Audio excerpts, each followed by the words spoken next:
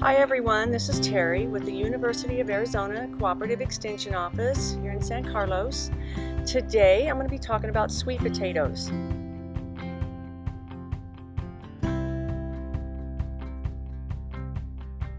So sweet potatoes are a vegetable. Actually, they're a root vegetable because the potato grows underground.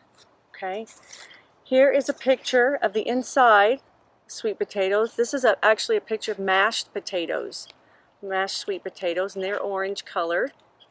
Unlike regular potatoes, you can bake them. You can also mash them, have mashed potatoes. So here is an actual sweet potato, and you can see the outside is kind of a little brown in color. It feels hard and bumpy when you touch it.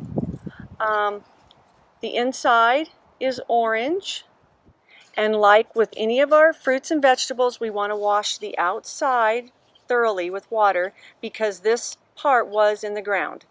So that is all I have today. Thanks for watching. Bye.